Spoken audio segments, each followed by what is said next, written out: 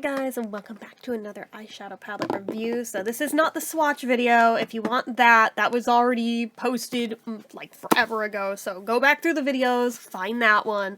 But we'll be talking about how they all performed now. So this is the Too Faced Pretty Rich palette.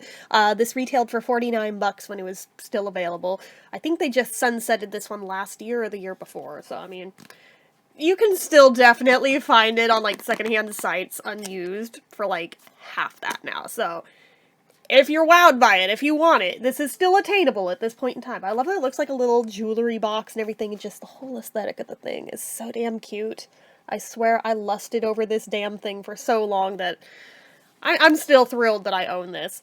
Little bummed that I didn't manage to get the highlighters that went with it, but I'm still happy to at least have this guy, and you can see there is like some deep dips on some of these already. So anyway, I'm gonna go through color by color, and I have my notebook of notes here that I took on each color. So as I'm looking down, it's because I'm looking at what my notes were, because I don't remember off the top of my head how each individual one performed. That's too much to expect anybody to just have that committed to memory, so I have notes. So the first one in here is Diamonds for Breakfast, and it's one of these chunky glitter guys right up here, very first one in it. It's a very scratchy, chunky kind of glitter. It's really pretty silver, but you have to, like, build it up so much to even get some kind of application, and you for sure need, like, a glitter primer, but even at that, the fallout on this is not great.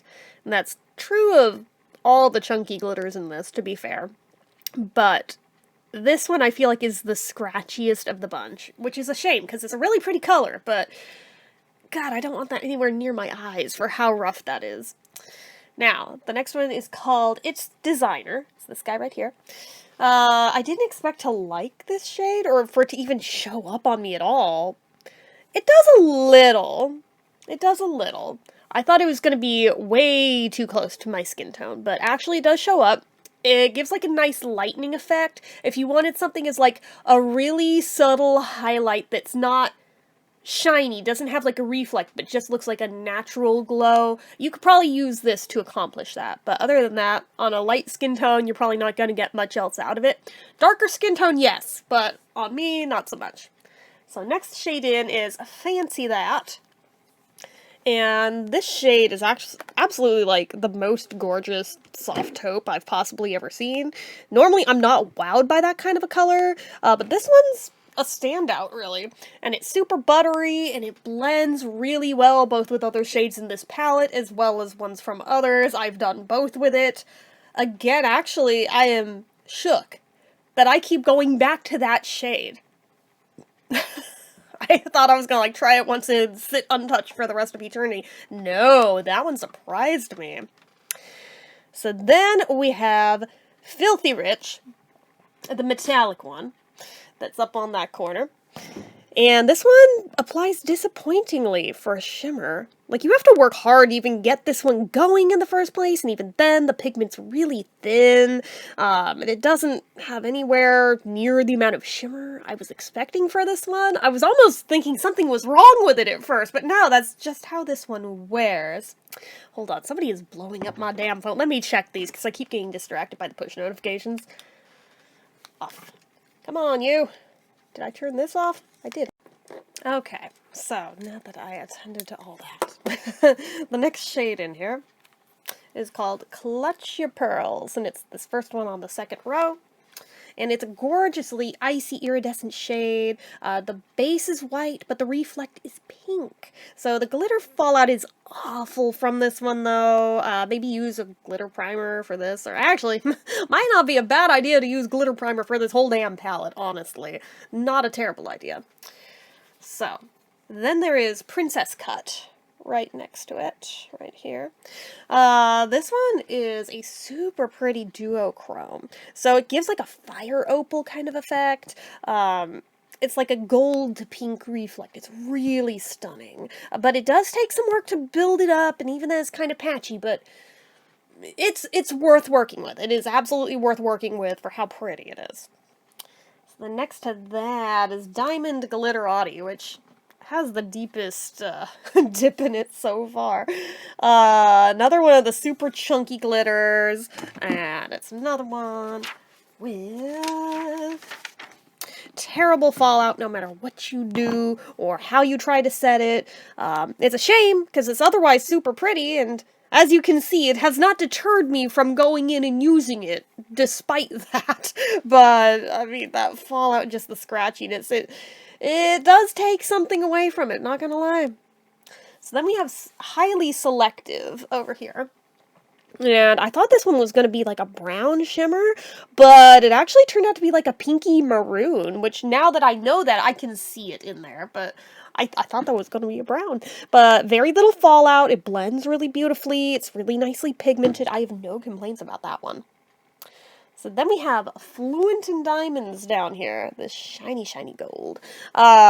This is another chunky glitter, but it doesn't feel as rough or as scratchy as the other two, but it is gorgeous, absolutely show-stopping, highly reflective, vibrant gold.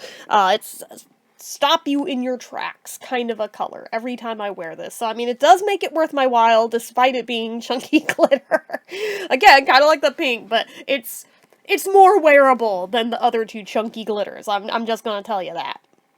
So then we have It's Cashmere right here. And it's another soft, warm, medium brown matte that looks good on pretty much anyone, and is another one where you can use it on its own, you can use it in the crease, you can do like a half and half thing with it being like the inner part of the crease fading into a darker brown, like, you have options with this one. It's incredibly versatile, so I actually like that one more than I thought I was going to, too. So after that is Don't Carrot All right here, which is another one with a nice dip in it because I've worn the shit out of it. This one's a super buttery shimmer. The gold shade packs a huge punch of impact. I love this one. I've been wearing the crap out of it. Like that one makeup day where everybody was asking me, oh my god, how did you accomplish that? What did you do? This was the color I was wearing that day, by the way. So then there is, oh, that's rich, this deep brown over here. It's like a warm, dark taupe that's just gorgeous on its own, but it's perfect smoked out. Again, either on its own or as a shader. It is really, really pretty. And again, I usually don't gravitate to the browns, but in this one, they're done so well that I'm like, even I am wowed by them. And that doesn't happen often, you guys know this. So then there is Coal Under Pressure down here, the sparkly black. There's no two ways about it.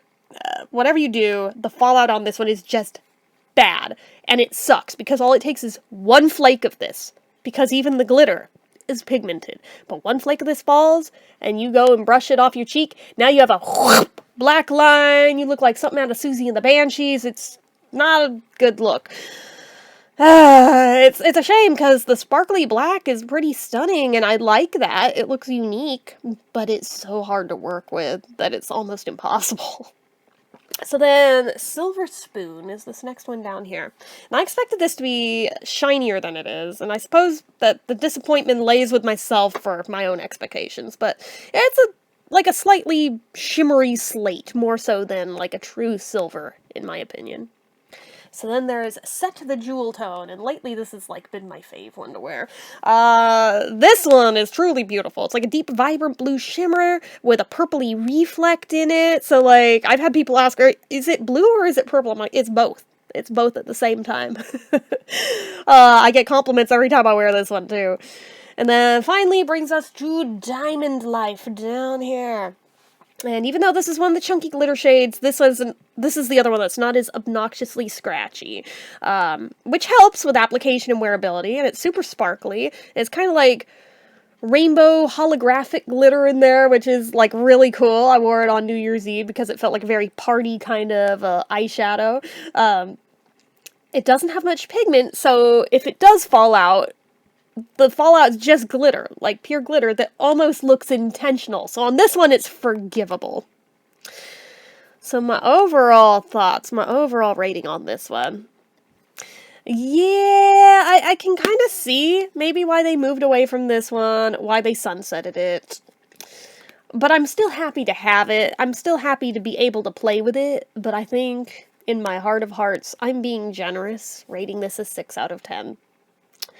Like, the ones that are good are really, really good, but the rest of them just drag it down like an anchor, and that's just such a shame, because I wanted to love everything in this so damn hard, but some of these just... It's real hard to work with, if not damn near impossible. It feels like moving mountains more than, like, playing with makeup, so... it's not the greatest I've ever used, but it's not the worst by any means, but... Am I a little disappointed? Yeah, given how excited I was for this one, given how I freaking just ogled over pictures of this for years before getting my hands on it. Yeah, I'm a little disappointed, not gonna lie, but it is what it is. I still love it, but expectation versus reality, really. So anyway, that is it for this one, guys. So as usual, you know what to do. If you like this video, go ahead and give it a like. If you're not already and you'd like to be, click subscribe. Hit that notification icon so you never miss an upload. Make sure you're following my social media accounts, my Facebook fan page, my Twitter, my Instagram, my eBay, my Reddits, everything and more. It's all down below. And if you like what I do here on this channel and you'd like to help support it, the donation link, as always, is down in the description. Anyway, guys, till next time, see ya.